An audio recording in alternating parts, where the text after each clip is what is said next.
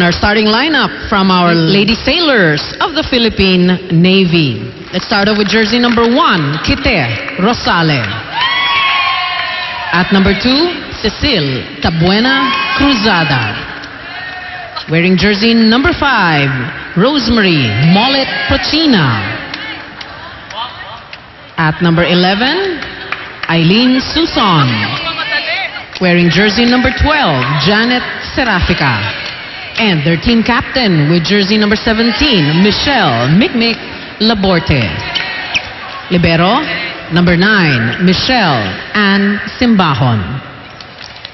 Head coach is playing coach, Miss Zenaida Ibanez Chavez. Calling on our Lady Patrollers of the Philippine National Police.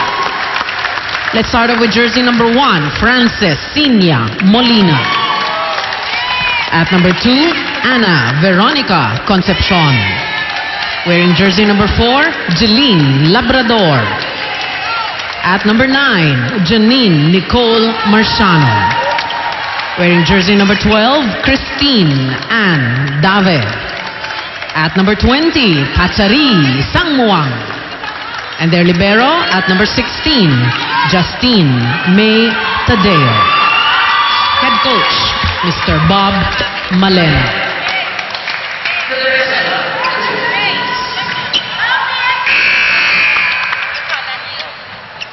Well, there you have it, yung mga starters para sa both squads. And ang match natin today, sabihin natin ulit, do or die between Navy and PNP. Dahil... do or dead. Do or dead. Kundi uwi na. Oo, dahil, correct. Balik na. Back to the barracks ba yun? Back to the barracks. Well, we mentioned it earlier, no? Kailangan yung support cast ng both squads nandyan because you have people who you can rely on. For Navy, obviously, it's Mikmik Laborte. And for PNP, obviously, it's Pachari Sangmuang. So, kumbaga sa sinasabi mo, given na yun eh. Diba? So, yung iba naman, ano yun ang magiging factor. Kaya natin pinag-usapan nga si Cecil Cruzada, and on the other side, also talked about si Labrador. Yeah. Although Labrador is not starting for Coach Bob. Alam mo, nakakatawa yung lokohan ni Coach Bob at saka ni Coach Nene eh. Talagang nag-aasaran sila kasi hindi daw sila kasya sa television screen. Kaya lang, maliit lang naman daw yung TV ni Coach Bob. Pero sabi ni Coach Nene, sa kanya 32 eh, hindi pa rin kasya si Coach Bob. Yun yung mga love-hate relationship ng mga players, and Axel is the official outfitter of the Shakey's V-League. Ito kasi mga in a way, nagpang-abot sa Philippine team. Tsaka yung sa mga tournaments. Yeah. The PNP right now leading 2-1. Oh, Dave is sending that long.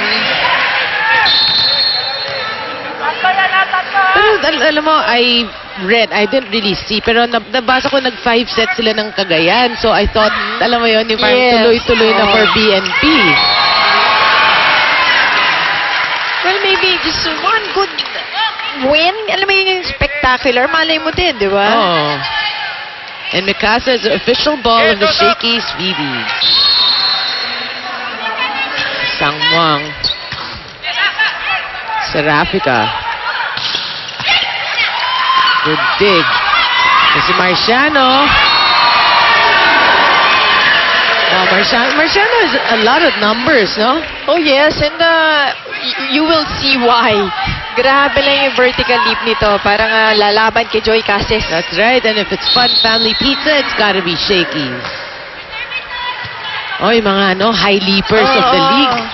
Saka ang maganda sa kanila, vertical leap, yung broad jumpers, di ba? Yung talagang ang daming pwedeng gawin. Yung kahit idikit mo sa net yung bola, kaya-kaya pa rin paluin.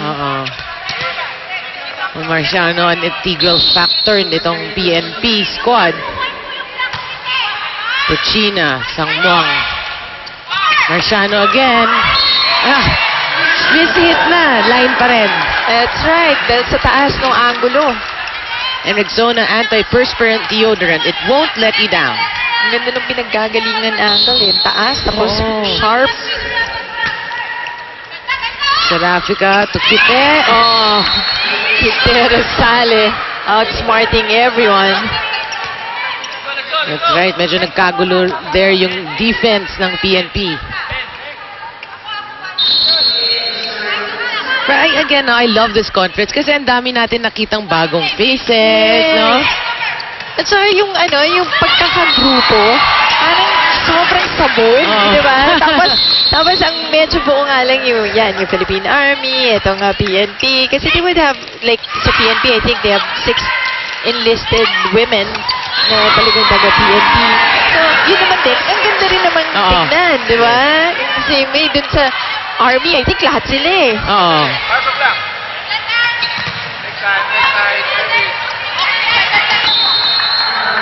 It's really nice. I love what V-League's doing. Talagang different conferences, so different places. Mix up, di ba? Smart play, Laborte, off speed. And she does it very well. Yung parang tamang-tama yung execution. Laborte, known naman talaga as a smart player for, actually for the V-League. Concepcion.